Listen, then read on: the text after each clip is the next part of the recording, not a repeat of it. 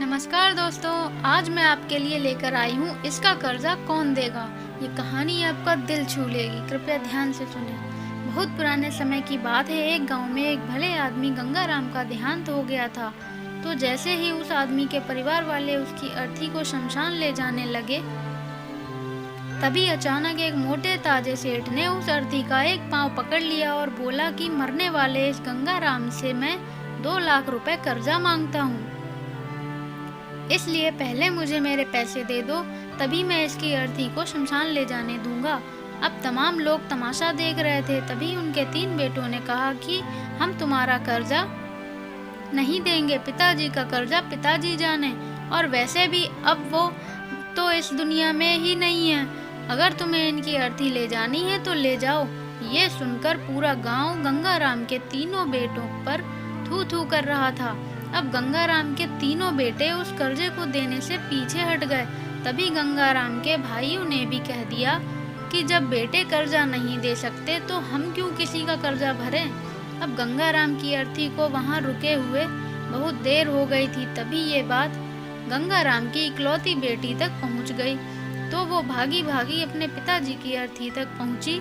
तभी उसने देखा कि उसके पिता की अर्थी का एक पांव किसी बड़े सेठ ने पकड़ रखा था। ये देखते ही उसने आंखों में आंसू लिए अपना सारा जेवर और जितने भी पैसे उसके पास थे वो उसे दे दिए, और फिर उस सेठ के आगे हाथ जोड़ते हुए ये कहा कि सेठ, अगर ये सब जेवर बेचकर भी आपका कर्जा पूरा ना हो पाए तो मैं खुद आपका सारा कर्जा चुकाऊंगी, मगर इस समय मेरे पिताजी की अंतिम यात्रा को मत रोको।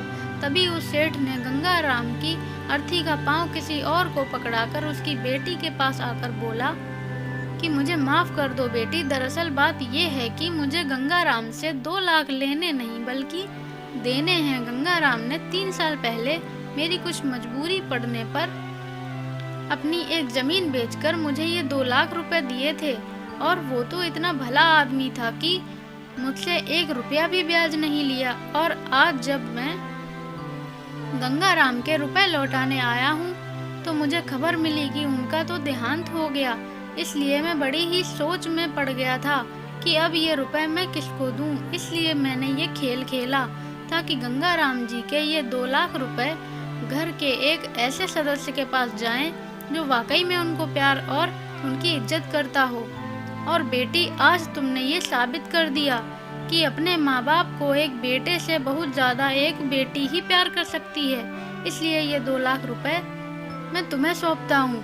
काश तुम जैसी बेटी हर घर में हो जो अपने पिता की इतनी इज्जत करती है। ये सब देखकर गंगाराम के बेटे और भाई का सिर शर्म से नीचे झुक गया। वाकई में दोस्तों, ये बात तो एकदम सच है कि एक माता पिता को बेटे से ज्यादा बेटी ही प्यार और उनकी इज्जत करती है।